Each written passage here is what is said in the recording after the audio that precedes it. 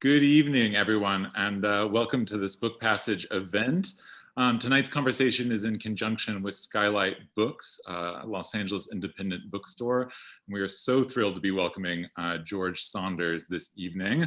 If you are a reader, and I imagine you are if you are tuned into this event, both of these bookstores are great resources.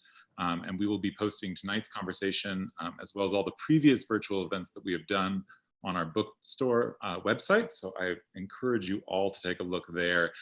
There's an amazing resource going back of all the kind of wonderful conversations that we have been having thus far. But particularly interested tonight to welcome George Saunders. He's the author of 11 books, including Lincoln and the Bardo, the winner of the Man Booker Prize. His 10th of December short story collection was a finalist for the National Book Award. He's published regularly in the New Yorker. He had a Guardian column for quite some time. The man is a prolific Wunderhaus, putting out some of the best literature. I think, if you're here, you know. So we'll leave it at that. Since 1997, he's been teaching at Syracuse. And if you were not one of the fortunate 6 people to be accepted into the writing program there each year, he has done us the favor of presenting us tonight with a swim in a pond in the rain. This is a distillation of his sort of master course on the Russian short story. So with no further ado, I want to welcome George. Thanks, Avram. Thank you for being here, and nice to be with everyone. It's absolutely my pleasure. So tell me a little bit about how this came about. Was it an idea to present this class? Was that a natural idea? It was it kind of was, but I put it off for a long time. And then after when Lincoln and the Bardo came out, I toured like crazy for almost like a year straight. Took some time off teaching, and then came back to teach. And one day, about halfway into the semester, the room cleared out, and I was just kind of thinking, wow, I really love this part of my life. I always have, and I think I always thought of it as, what I did to support my writing. And in that moment, it kind of flipped, and I thought, oh yeah, this is actually a really beneficial thing you've been doing all these years for you and for your students. And in particular, my favorite class was this Russian one, where we do like 40 Russian stories over the course of the semester. And the students were all MFA fiction people. So it was real technical. It was, it wasn't a literary class as such. It was really a craft kind of thing. So we'd read Chekhov and tear it apart. And those were some of the best days because, the students were amazing. We get like 700 applications, and these were, and we take 6 a year. So this was 3 years worth of those people. And it just was, over the 20 years I taught it, I just had, we'd come back to these stories over and over, and they'd keep opening up. So in that class that one day, I thought, morbidly, I thought, if I kick the bucket, all of that knowledge, which isn't just mine, I mean, it's the accumulated knowledge from all these great students, that just goes away. And I just had kind of this slightly nostalgic sense, like, wouldn't it be kind of cool to kind of just, make a little mark in the sand of all the stuff that we've done. So that was the idea. And then, of course, in reality, it was, I thought I would just type up the notes, but it turned out to be a 2-year, kind of re-engagement with them. But it's kind of nostalgia, really, in a way. Yeah, I think there's so much like wonderful exposition that you do, I think, breaking down these stories. And there's sort of mini George Saunders stories nestled in as sort of hypotheticals of how elements of this work for each story. Right. Yeah. The fun thing was to, I picked out originally 12 stories that always work when you teach them. They're the ones that are kind of the high point every year, reliably. And then because of space constraints, I cut it down to 7. But it was nice to have all those years of talking about them. And in a certain way, from teaching them, you can anticipate what the reactions are going to be, incorporate that into the essays. And so that was all great. And the hard part was that, in a class of students that good, really, you can just be a professional rhetorical question asker. You look at page 8. What do you think about that? And then it goes.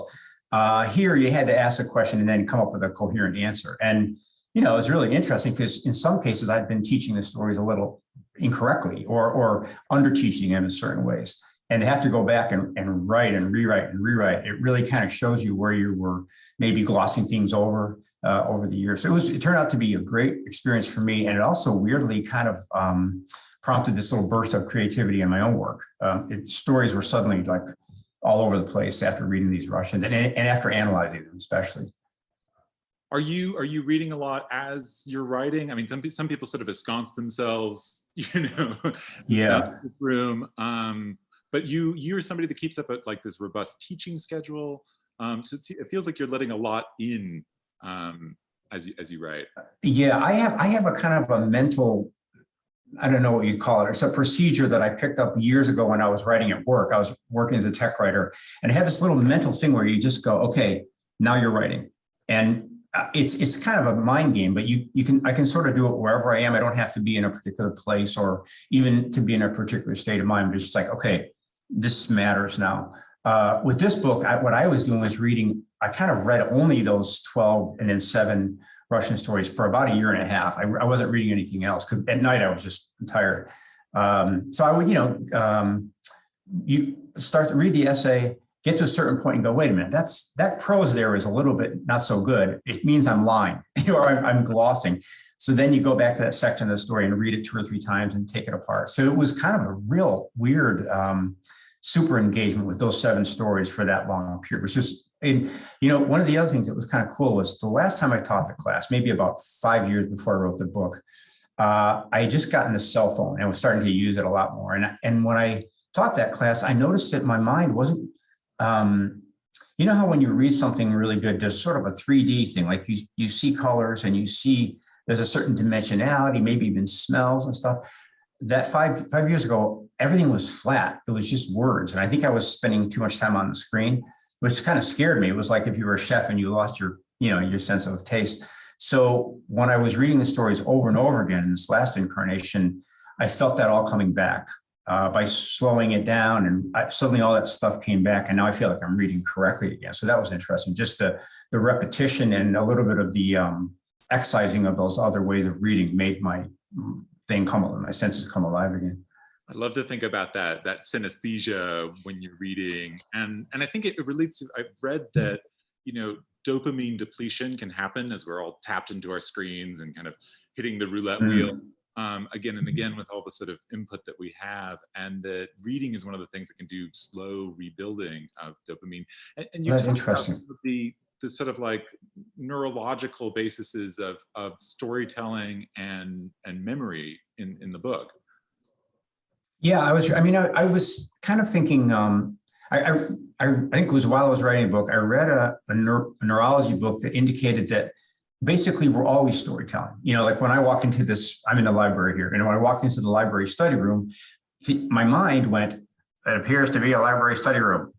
And I went, okay. And then your senses start collecting things and you say, oh yes, it is one. In a library study room, I expect there to be a clock. There is, So your mind is almost like your mind makes a first draft, and then it uses sensory input to revise that first draft into the specific thing that you're experiencing. Of course, it always does that a little imperfectly, which is interesting. It's always a little bit sort of cobbled together.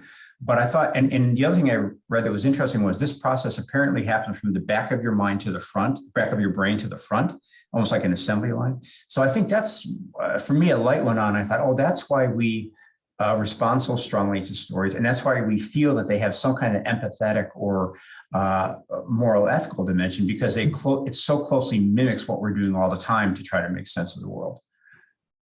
I want to get into that, the attachment to a character, the empathy that you are able to, project onto a fictionalized character.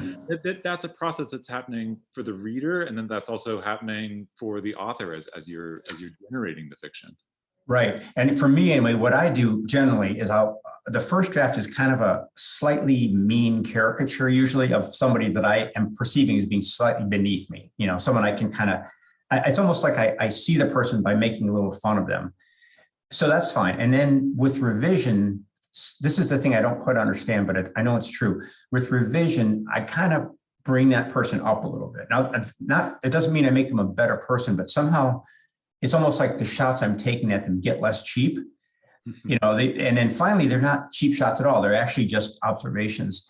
So I think from my point of view, that's where the empathy comes from. You make a character that you don't like or you despise, or Maybe that character is based on someone in the real world that you don't like much. Okay, that's the first step. And somehow the slow revision process allows you, or maybe forces you, to revise that person up. But the basis, in my experience, isn't so much that I want to be fair, but it's I want the sentences to be better. So it's weird. By telling the truth more precisely, i.e. making better sentences, it has the consequence of making that person more considerable. And then the whole drama of the story becomes elevated, because now we're not observing someone beneath us that we've manipulated. We're observing somebody who's sort of, kind of autonomous. Then it gets interesting, And then the other thing I talk about in the book is there's also an element of connection with the reader. I mean, as I'm improving those sentences, Avram over there reading it is going, oh, I see no reason to object to that characterization, or I see that restaurant or whatever. So we also get bonded together by my attention to the shit on my end, So it's kind of a three-way empathy fest if you do it. And the beauty of it is you don't necessarily have to be, writing a story of some glowing, wonderful person. I mean, Flannery O'Connor is proof of that. But it's the acuity of the language game, I think, is what feels like empathy, ultimately. Talk about kind of drilling into that specificity, like in your own process, because I think that's totally true. That there's these like sort of the more specific the barb, the more we're kind of caught by it, and it either defies our expectations or lures us in because it's got a sort of gnarl of interest. You talk about how you kind of like work into that as a writer. Are you just scanning it to see if it's got the goods again and again, or what does that look like? Yeah, I hope you'll send me that, what you just said about the more specific, the barb. That was beautiful. But yeah, no, for me, it's very much, it's intuitive. I don't know if this is true for everybody, but for me, I'm just scanning the text that I wrote yesterday. Just before I came here, I was reading the book that's coming out in October, and my final shot at it. And I'm just kind of like, I think, was it Dennison who said, I write every day a little without hope and without despair. So I'm kind of just reading the text like, okay, I had nothing to do with this. Let me see what my mind does in response. And barb is actually a really good word, because at certain points you're like, oh yeah, okay, I'm with you, whoever wrote this, So for me, it's a really kind of crazy, almost obsessive process of doing that over and over on a given day, but also over a period of many months, just to sort of do barb testing, basically. Like, is there a barb here? Is it pulling me in?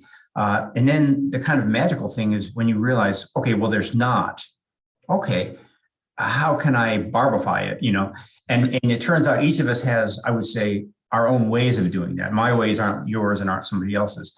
But craft might be seen as the process of saying, well, what do I have that would pull a reader in, really? Not abstractly, but in this particular sentence. So that's really the whole process. And for me, it was kind of a mind-blowing period when I realized that was all there was to it. You can talk all kinds of MFA stuff and you can theorize, but when it really gets down to it, I have to learn to manage my prose so that it has, barbs, that's it. And there's no, you can have all kinds of justification about why a section is good, but if it isn't, it isn't, so that's kind of crazy. I also love this idea that it's got to come from your grab bag. That you can, if you're trying on somebody else's, you're like, this move worked for this piece of writing that I love. Yes. That doesn't. It's so true. That doesn't work. Yeah, no, that's true. And, I often think it's a little bit like those, those really cruel things they have in fashion magazine, like who wore it best. And you see two people in the same outfit. And in one, it looks magnificent, and the other one, not so much. I think that's, for me, was a big thing when I stopped trying to imitate my heroes. And that's for everybody, I think, as part of the trick. Because that's somehow we feel, it's funny, the reading mind is so acute that I think if you're faking it or you're putting on someone else's clothes, so to speak, the reader senses that just a little bit of falsity. Or conversely, when you sort of, that moment when you're writing something and it suddenly you're just there, something intuitively comes to you, you put it down and you're like, oh God, there I am. The reader also feels that on the other side. So the cool thing about that is that, if I get insecure about my writing, which I always do, when you start feeling like a faker or an imposter, the one thing I'm pretty sure about is if you work to inhabit yourself, honestly, whatever that means for you, it will be felt on the other side. So it's not quite as, it's not very analytical, and it's not necessarily reliable in the sense of being able to decide to do it.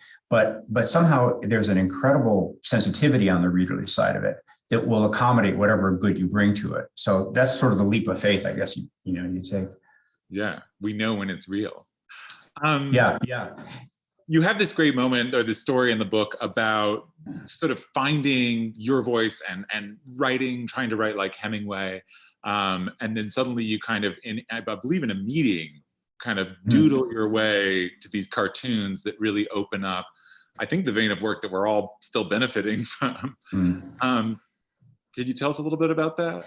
Yeah, I mean, I was working as a tech writer, and I had just written this big old mess of a novel I always talk about, which is called La Boda de Eduardo, Ed's Wedding. It was like a 700-page, my masterpiece that I couldn't read it once I had written it, and I gave it to my wife, Paula, and she's like, I don't know, too bad about those last 2 years, dude, So I was in that kind of really, I consider it kind of a sacred, state of being ruined. Like I had nothing. I couldn't even, sometimes you can say, well, I can pull something out of that book, or I learned something. I was just like, I learned that I suck and I'm in a corner. I don't know what to do.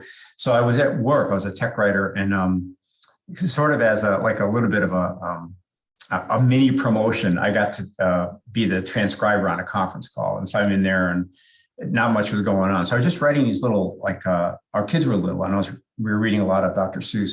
So I was just writing these kind of Seussian, slightly scatological, naughty Seussian things with that rhyme scheme. And I'd write one, and then I'd just draw a cartoon, or sometimes I'd draw the cartoon and then write the poem. And before I knew it, I had about maybe 10 of these or something like that. And so, I mean, to make a long story short, I brought those home, and I was in the other room, and I heard Paula laughing, like she really liked them, which, if there are writers out there, you know that feeling where for years, nobody likes your stuff at all. Not, you get a lot of, oh, well, I can see you really put some time in, or, interesting. Yeah, you're doing a lot of metaphorical, but a gut laugh or something like that. You don't. So this is really, it when I heard her react that way, it just did something, which I would say it just was a permission giver. Like whatever I had accessed in that conference room, completely without trying to be clever or, not at all mindful of being in any tradition. I was just farting around. Whatever vein I hit there was the one I was going to try to, hit the next day when I was writing for real. And it was just a feeling of, for me, it has something to do with, I'm kind of I like to entertain. When I was a kid, we got a lot of miles out of doing kind of stand up on the street, and just goofing around like that. And so it was that energy. It was an entertainment energy that had nothing to do with being smart or having a theme that I wanted to export or anything like that. Just an intuitive kind of attempt to be charming, maybe, Yeah. How do stories start for you? Like, I remember you said about sort of somebody you want to make fun of, and in the book you talk about Turgenev and like him describing individuals and sort of cataloging them, and then that's his start, is to sort of set this, personas, and then like, what am I going to do with these? Where's the genesis for you? Well, actually, it's all over the place. And so I think sometimes what I usually say is I just have a little fragment of an idea and I grow it out. And that's true. And I think for my best stuff, that's true. But there are other times where like an idea will come to me kind of like a real simple outline, like ABC, and I don't know what D is, But mostly it's starting with as little idea as possible, because my ideas like all of our ideas, tend to be a little bit reductive. If I can sit here and narrate a story to you with no surprise on my part, there's a condescension in that, actually. I got a story that's going to demonstrate X, Y, and Z. I'll sit there and take it. Yeah. So I think part of it, another way of seeing craft is I think we're trying to figure out ways to befuddle our conscious planning minds, and thereby stumble into something more spontaneous that is actually more like stand-up or improv or something like that. So for me, I don't really have a method except the one reliable one. And if I get in a fix, I just try to get a few sentences I can live with, that are fun, Sometimes it's just a sentence that I don't know what to make of. Like the other day, I was thinking about this idea and this sentence came into my head. The arbor is down. I don't even know. I don't think it actually makes any sense, but I like the sound of it. So that I'm working on a story now, and that was the seed of that. The arbor is down. Now, I think that phrase is gone now, but sometimes just that the discipline is to kind of like allow yourself to be that playful and to really not know how to do it. That's for me, the whole thing. And of course, the more you get published, then you start thinking, oh, now I can plan things out. Now I can start by knowing, but that's the trick is I always have to kind of begin with as little as possible, I guess. How did the short story come about as your sort of, obviously here there's great attention to them, but as sort of maybe your primary medium? Lincoln and the Bardo aside? Yeah. Well, I think it was kind of twofold. One is that you're studying at Syracuse under Tobias Wolff, and then kind of in the shadow of Raymond Carver, who I think was still in town at that point, but wasn't teaching. That was, really powerful. And I loved Hemingway's stories. I never really, I read Hemingway's novels, but didn't love them, but the stories I really loved. So that was one thing. And then I think, that novel I mentioned, that La Boda de Eduardo, was a good cure because it spent all this time. And, and at the end, I think the real problem was I just didn't really know it. I didn't have an internalized sense of what a beautiful novel would feel like coming from me. I read them, but I didn't. With a story, I could always kind of feel where it was needed to be sped up or wasn't doing its work. So I think at some point, at that point, I was probably 32 or something, and our kids were little, and I could feel the pressure of the world, kind of like, well, if you don't get it together pretty soon, you're going to have to quit. And I just sort of defaulted to the story because I felt like those were kind of manageable enough to get a couple of them right. It felt like they were the right size to learn with. And the more I write them, the more I think there's no limit. There's really no limit to how beautiful you can make those things. So it was a choice I'm really happy about. They're so beautiful. Do you think, most of these stories, with the exception of one, all come from the 19th century? Questions. And there's one, 1907, the Tolstoy maybe. Do you think there's something to a specific kind of that era of the short story, and that maybe that era in general, just as a sort of temporal reality that changed how people could receive these things? Yeah, my sense is I responded to them because, I was from a working class background, and I first really started reading as a high schooler who was a little lost and looking for something to believe in. And my first choice of reading was sort of like self-help or like not self-help, but Atlas Shrugged, Ayn Rand really spoke to me. Robert Pirsig. That one out of the way early. It took me a while. But that, and then Robert Pirsig, Zen and the Art of Motorcycle Maintenance, and Khalil Gibran. I just was kind of like reading in the same way that I was listening to albums at that time, like, what's life about, So I think the Russians of this period are kind of almost like the best off-ramp for somebody with those reading habits. Like you could read those kind of books, and then when you read a Chekhov story or Tolstoy, you got a sense that the person on the other end was interested in the question of how we should live.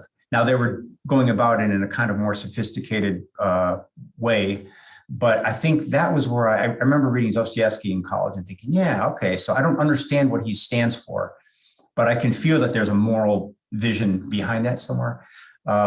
And for me, I think, my style obviously is different than these writers, but what I really rely on is the structural beauty of the things, the causation, the way that there's not a lot of waste in the stories, the way that essentially you can understand the structure of these stories as being the objectification of a rhetorical argument. So in Gooseberries, you can, I don't think Chekhov approached it this way, but if you look at it, the story is basically saying, hey, what do we think about happiness as an aim for living? And the story kind of builds that out, and it gives a bunch of different answers, contradictory answers, multiple answers, and then ends. So in a sense, I see it as a really sophisticated rhetorical argument that I really aspire to in my stories. Even though the window dressing is goofy, it's kind of like Dayglow fur, but hopefully the structure, the machine itself is solid, and there's some goofy, stuff draped over it. But yeah, I can see that. And it makes me think about, you talk a lot about how efficient it needs to be, and sort of stress testing each element of a story to see if it's contributing to, if it's moving it forward, if it's adding energy to the piece, if it's raising the stakes of the piece. And then I think about that being carried over, like in the story, they're so compressed and jewel-like. What is it like to take that across a novel? Because I remember you're hammering in this, like, it must work. And then I'm thinking like, oh, poor Narsgaard is just like, yeah, right. And this is a great point. Because one of the things I try to say in the book several times is this is just, any writer, they take their unique grab bag of pluses and minuses, their personality, then, you try to somehow make that work in your chosen form. So when you're done, something really idiosyncratic and probably not so useful to anybody else in the world. You figure out how to make your neuroses and all that stuff work in the short story form. How much of that can be exploited? Probably not very much, actually. But, and whenever someone does say, as I say in this book, here's how it's done, although I hope I'm not saying that too obnoxiously, but you have to add, for me, and you also have to say, and yet not. It's such a story is such a beautiful thing that it's never rules. It can never be rules. There are tendencies. And in this book, I tried to say, well, you can say cause and effect doesn't matter to you as a writer, and it might not. But I feel like it's a little bit always in the background. Our expectation says, well, something should cause something in a story. Same with specificity. I would say any good work of art is paying some attention to specificity. So a dancer can say, I don't believe in gravity, but at the end, she has to use it, So I think that's part of it. But yeah, it's always good to be, it's one of the dangers of writing a book about craft is you tend to be saying how it should be done. And I think the real answer is nobody knows, and nobody ever will know. And was your dancing in the space station? Yeah.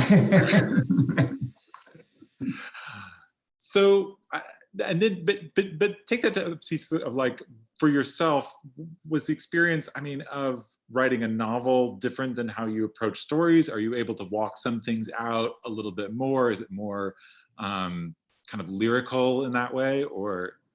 Yeah, what was the same was I had a little, Catholic nun in my head saying, why are you doing this right now? In every section and every subsection, why are you doing this right now? And I would say, sister, because of this. And then she'd go, all right, okay, as long as you're not just showing off, So it was kind of the same principle. The joke I made at the time was, it was like I spent my whole life making these custom yurts, which were the stories.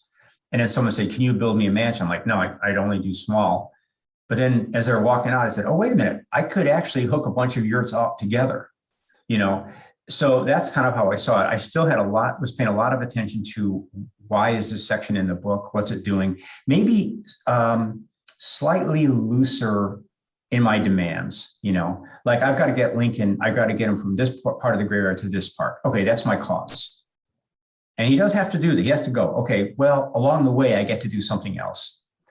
And in a story, probably you wouldn't get to do that. Like if you're moving a character from point A to point B, in my aesthetic, you don't really get to narrate it just so you can do something cool. In a novel, maybe so a little more, so maybe slightly more generous, But basically, the machinery under it was kind of the same. Like, why are you writing this section? What's the purpose? Does this cause this, cause this, cause this? And I guess the final kind of favor you do yourself is you say, I'm not forcing you, but it would be good if you could, that kind of idea. Like it would be better if this section caused something. And if it doesn't, it's okay. But, and also to say causation can be a killer if you're too strict about it. If A is causing B loosely, maybe that's okay. Cause is kind of something you can kind of play around with a little bit. I think one of the things I tell my students is you have to be tough on yourself, but at the same time, you have to be pretty nice to yourself. You have to be, almost in a kind of a strange conversation with yourself. Like one part of yourself is saying, I would really like you to be stricter with yourself on this section. And you say, well, yeah, I agree with you. I hear you, but would you allow me a couple months to fart around? Oh yeah, of course. That kind of self-gentleness, I think, can really be helpful. How much of kind of like letting something sit and coming back to, I remember when I went to Mark Twain's house and he had this cubby hole system, and it was like a grid of all these slots, and he would just, I guess, reach in one manuscript in, he'd work on it, and then when that kind of expired, he'd shove that one in, pull another out. And that was his way of working. Is that, do you keep a lot going at once, or?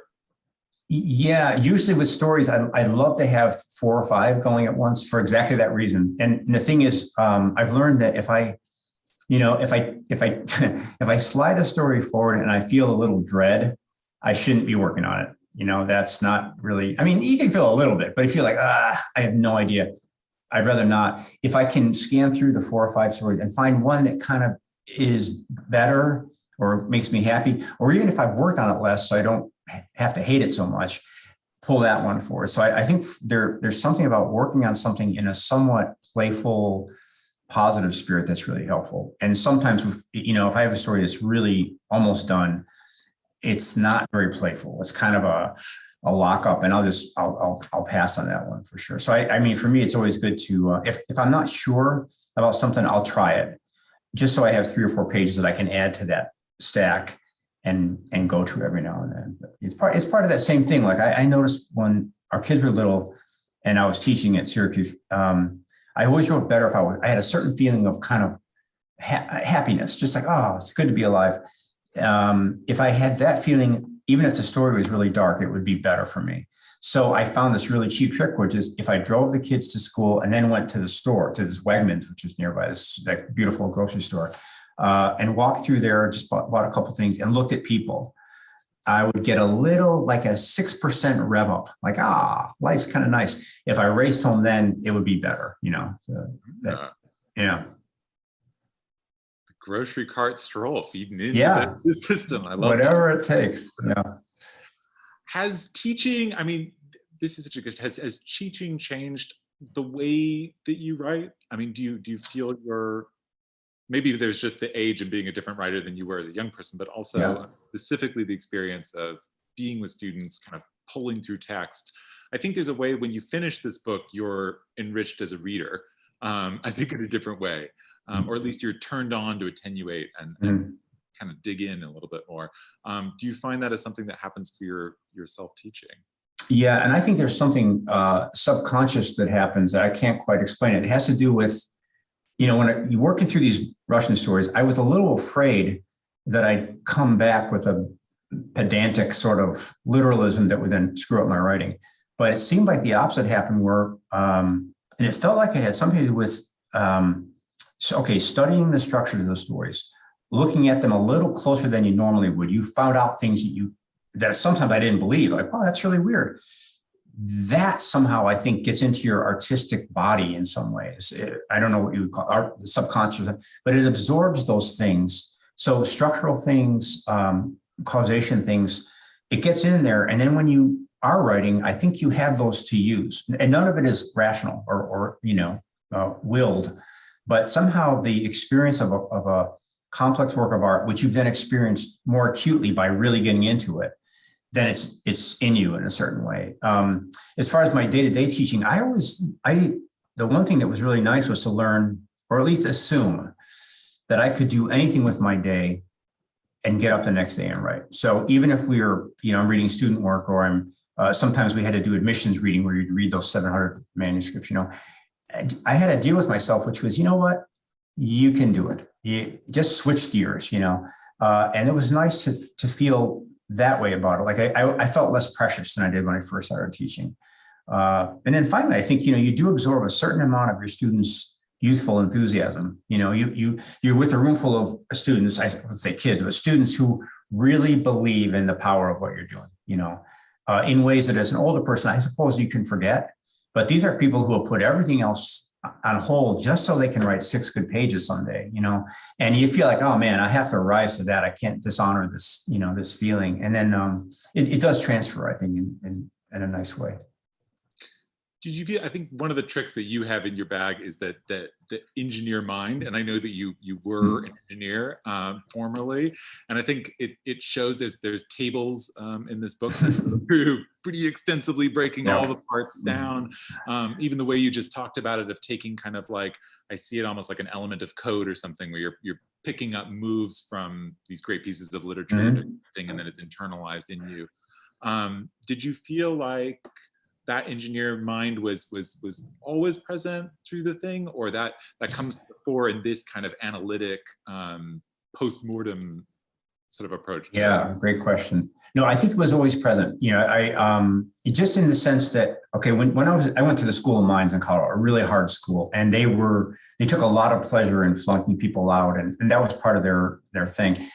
And I wasn't really a natural engineer, so I really had to work at it. And, you'd have to do these 4 or 5 page proofs. And if you got the wrong thing at the end, there was this catchphrase called no partial credit. So you got a 0 for that, So it was really rugged. But somehow I learned something through that I didn't know before, which was that one can improve, that it's not, if you fail at something, it's not a death sentence. It's just a point in time evaluation. So that was really helpful. And also you learn that, if you do that proof 12 times and you still get the wrong answer, it's 0 partial credit. The teachers there were not like, oh, did you try? I mean, there was none of that. So that was really helpful to get, to be writing a story, writes 12 drafts or work on it for 6 months and then read it and it stinks. It stinks. You don't get to no partial credit. Yeah. So I think that was good. And I think the engineer thing, of course, it can go too far. I mean, and at certain times in my early life, when I was a Hemingway guy, I was, really literally making charts and then executing stories per the charts. That never worked. So I think it's mostly the sense that here's what it is. If something moves you, if you read The Bluest Eye and you're in tears at the end, well, okay, that's magic. And it's genius. But also, to step down, something did that. Some sequence of experiences caused you to be in tears at the end of that book.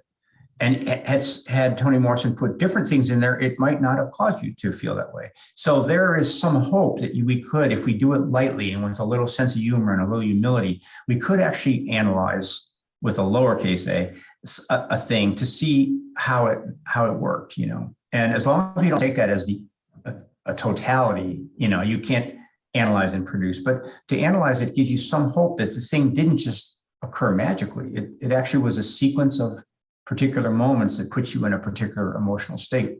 So to me, it's very reassuring, You have, I think addressed directly in the book, the Singers, the Turgenev short story goes through this, where it's like there is the technical expressive, and then there's the kind of artistic flawed piece. Yeah, he had I don't know, I have to push pretty hard for that story, and even when I would teach it, I'd walk into class and people are like, oh God, this is going to be a long class because we really hated this story. But what I feel there is that at some level, Turgenev realized he was flailing. And this method you mentioned earlier, he's a very literal guy, and he would make these dossiers and lots of description. Way, by our standards, way too much. And they're a little wooden. There's a kind of the stagecraft was no good. And I think in that story, my theory is at some level, he felt that. He felt, as someone who had often been accused of not having a natural dramatic sense, he felt it. So somehow he puts these two singers together who have exactly that issue, a highly technical wooden performer and a passionate, lyrical performer.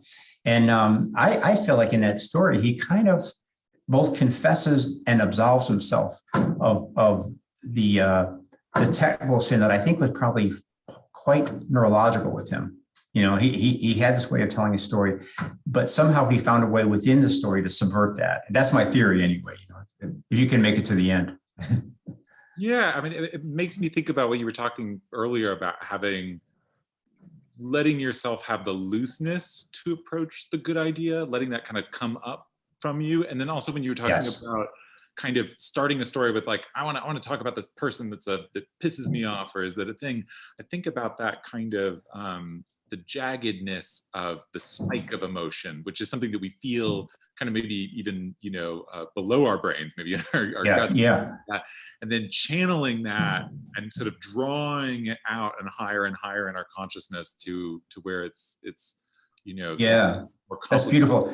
That's beautiful. And the other thing that I learned reading these Russian stories, that a story is a lot like a conversation, in that if we're friends and something you did pissed me off, and we go out to lunch and I go to lunch and just don't mention it, it's going to get ugly, don't mention it. Then we have some period of stiff, avoidant conversation, right? But if at that point I say, you know what, that really made me mad when you stole my Ferrari, suddenly now the conversation is going to get, animated, but we're in a more honest space all of a sudden. And so in a story, there's a possibility that if you're a third of the way through and you're like, this story is stupid, well, the amateur throws it away. The pro says, okay, sure. Yeah, it is. I've known that for several weeks. Let's gather on. What do we think is stupid about it? And if our defensiveness goes down, we know what's stupid about it. And we'll say, whatever it is, we'll say it. Then you can build it right into the story. For example, you can have the characters just say that. This is stupid, this, whatever it is stupid. Or as Turgenev did, you can sort of build the story's defects into, you sort of let the story roll over its own defects and use those as a characteristic. So it's a very rich way to practice being honest, I think, to have a draft of the story and go, I don't know, this is pretty, and, it's easy to throw it away. It's easy to be dishonest and deny your own negative reaction to your own story. But the higher level thing is say, yeah, no, I really do think that's stupid. I think it's stupid because that guy right there is nobody in the world who would get shot in the neck and be as articulate as he is. They're like, yeah, that's true. Okay, let's introduce that into the story. And suddenly the problem becomes a quality, I guess you could say. This is fascinating. You draw it from there. Yeah.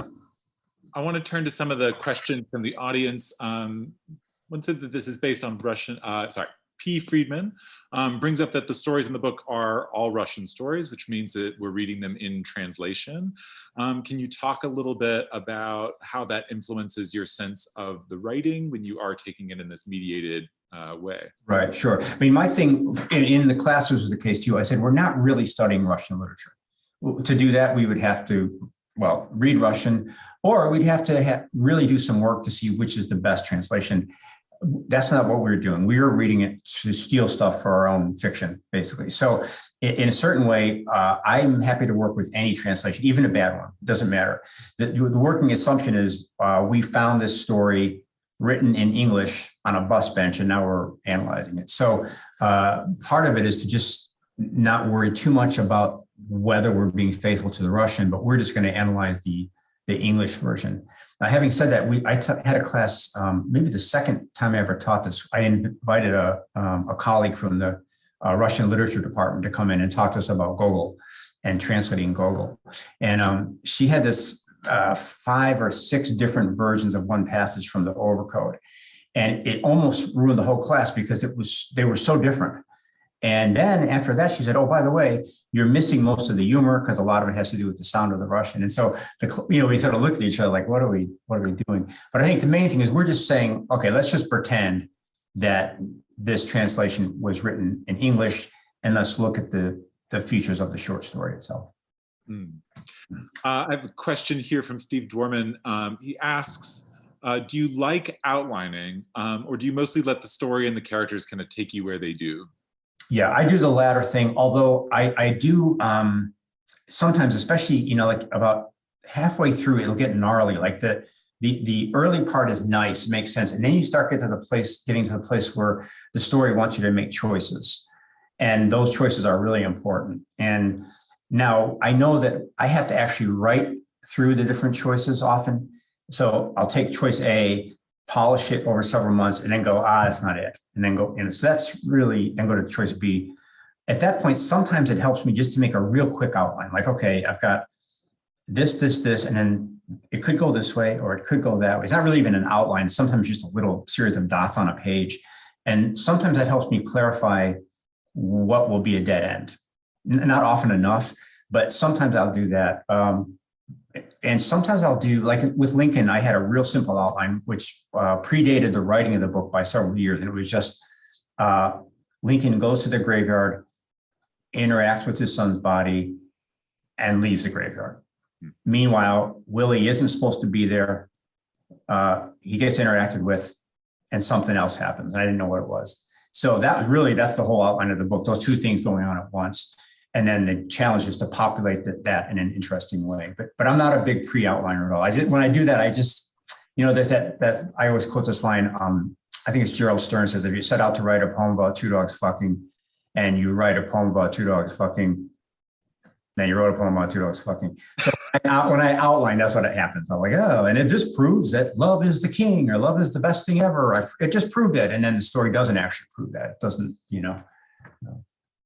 Yeah, I want to ask the follow-up of, like, you talk in the book about sort of pattern stories and repetition that can occur and kind of build as a motif that can then be varied and played with. In a story like Ghoul comes to mind, where there's a very clear repetition.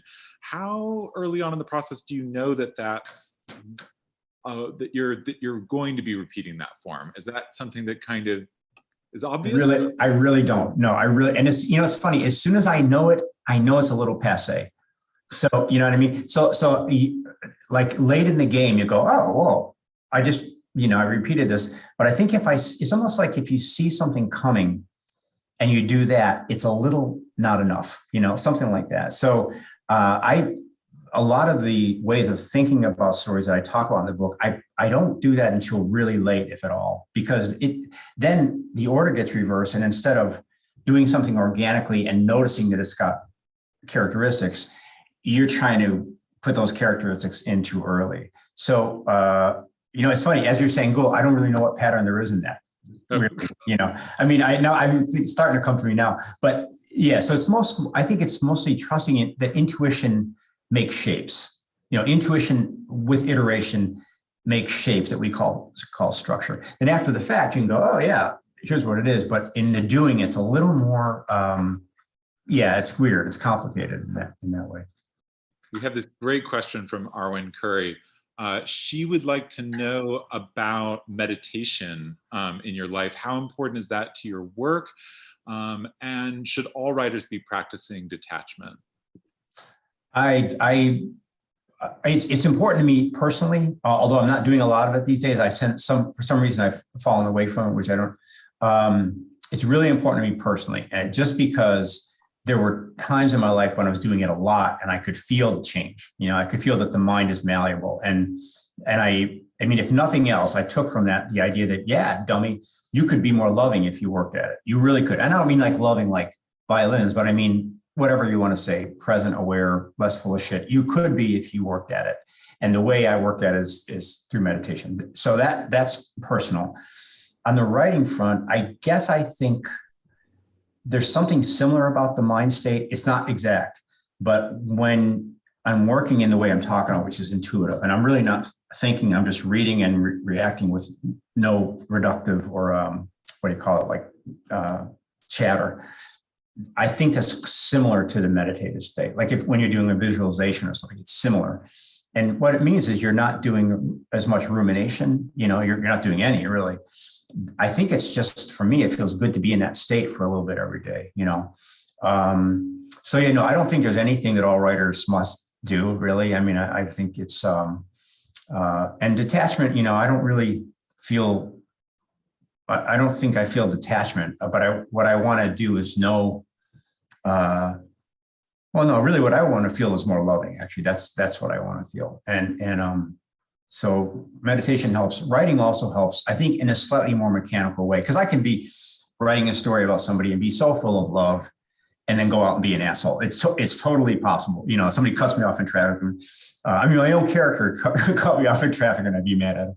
So I'm not sure. But I think meditation is amazing. It's a wonderful thing for people to do. And I hope to get back to it someday. And you think that literature makes us more moral and kind of more loving? I say that. I do think so. I've gotten, if you had the misfortune of compiling all my interviews, I would be like a crazy advocate for that. In the book, I try to be a little more precise. And I think, yeah, when you read a great story, it does something to you. And we don't have to talk about it because we know, you read Chekhov or you read Isaac Singer or you read Alice Munro. There's you before and there's you 8 minutes later and there's something different. Maybe it doesn't stick around for a long, sometimes it does. It's finite. But I do think if you look at and here I'll generalize, in our time, I do think that we're becoming slaves to projection, the kind of negative projection. Social media is part of it. Certainly the pandemic is part of it where you're just with yourself all the time. But negative projection like that is where you're imagining the world to be less responsive and positive than it actually is. It's better, I think, it's better to imagine it exactly as responsive and positively as it actually is. But if you had to choose even, the middle choices, let's imagine it more positively than it is. I think literature does help you do that. If nothing else, it slows you down. And like in the first story in the book is about this school teacher, Maria, who my guess is if you could see her real life version on the G train or whatever, you'd be like, she looks kind of like a drag. She's inward turned. She's unhappy, a little depressed and thinking about her problems. So in real life, you just try not to sit next to her, basically, or you try not to engage her or whatever. In the story, Chekhov sort of says, let's take a minute with her and let's prove to ourselves that she's not that different from us. She's us on a different day. That I think is useful. I mean, it's, great literature has been around forever and so has genocide and everything else. But I think on a micro scale, it's good for us to imagine other people. A couple more. Do characters ever wake you up at night? And if you do you ignore them or do you get up and write? It depends. There's a flavor. Like, if the character is at a penguin orgy, I'm like, no. But every so often, I had one in this new book. There was a moment where I woke up and I had dreamed 4 lines in a very certain cadence. And I was like, that might be worth getting up for. And then there's that moment like, really? Yeah, okay. And I got up and it made a story. So I think like a lot of things, there's the gift is to distinguish the bad impulses from the good ones. I had a teacher who said once, if a young writer could learn to tell the story she wants to write from the story she should write, she could save herself about 15 years, So I think that's what's the quality of this nugget of inspiration, and can you discern the ones that lead you astray to the ones that are kind of fun, What's the single, if you had to distill one piece of advice to your students, what would you say is the best advice? It's kind of an old chestnut, but writing is rewriting. And that in itself sounds like but it's an immensely hopeful thing, because what it means is you're not your first draft. We somehow culturally, we think a great writer is somebody who can sit down and, like Shakespeare in Love, just write something beautiful. But I think most of us who are writers know that's not the case. So the reassuring thing is it doesn't matter if your first draft is crummy. It doesn't matter. It really doesn't. What matters is, can you read it and go, oh, that's crummy? And can you feel variations in the crumminess? So, actually paragraph 3 is bad, but it's not the worst. I think I could work with it. Let's cut everything else, work with that. So the rewriting means you don't have to feel defeated by your early failures. You're supposed to fail in the early drafts. The whole game is, how can you work with your own prose to, lovingly excise the things you don't want, emphasize the things you do, find the little interstitial places where you can add something lovely or, whatever, all the stuff we've been talking about. For me, it was a big thing. Once I realized that the first draft literally didn't matter, then your whole rest of your life is open. You can just refine. And in the process of refining, you're really finding out what your particular gifts of communication are. Just like when you first go off to college, you're basically saying, well, how do I behave at a party? Like, how am I charming? What do I have to offer the world? And there's something really thrilling about going, well, it's not infinite. It's pretty prescribed actually, but on the other hand, it's not empty. That's to me is really exciting when you think you do have the opportunity to talk to an audience. You really do. but you're going to have to go deep and see what you have to offer the world that hasn't maybe been offered that way. No, what a thrilling, way to spend your life. Yeah. Respect to your reader and then to yourself, I think, both. Yeah. Because what it kind of tells you is that communication actually does happen. It does happen, and it happens at different levels, and we can work with it, and we can, not to get too corny, but you can actually honor a person you haven't ever met by the attention you're giving the text. That's beautiful. I can make friends with people I've never met by paying attention to my text and imagining that on the other side there's a wonderful, curious, maybe frightened, maybe whatever person or happy person, or I'm imagining you at your highest level. And that's really an opportunity, a privilege for the writer to do that. Every day you get to try to improve your opinion of other people, I guess, You talk about the writer taking responsibility, that the artist takes responsibility for what they're putting out. And to me, what you're talking about, that seems like a kind of responsibility, like the responsibility to be generous, to see it with loving kindness, to give it the benefit of the doubt, or just to stay curious. Yeah. And also not to fall for moral systems that are bankrupt. If you, and sometimes that can be in the execution, it's quite savage, But if you say the American capitalist behemoth is ruining lives, and you go, yeah, and you show an example of that, even if it's quite heartbreaking, you've done something beautiful, So it's not to say that this is all kind of like, roses and puppies. It can be quite intense, but we're trying to sort of, I think, mutually guide ourselves towards some kind of truth before it's, too late. We're on a very fast schedule here on Earth, so we get to use the wisdom of people who are long gone, and people who are 20 years older, whoever can advance that conversation gets to play, and it's really kind of beautiful. Well, I think that's a wonderful place to stop. George, thank you so much for the conversation. Oh, thank you. You're an amazing conversation. I love talking with you. Thank you so much. And I want to thank everybody who joined us. Please go out and get the book, A Swim in a Pond in the Rain. It will make you a better reader. It will make you a better writer. And you will get to carrot a little bit more of the juice that we've had going on here in this conversation tonight. So thank you all, and thank you, George. Thank you, everybody, for being here. Take care.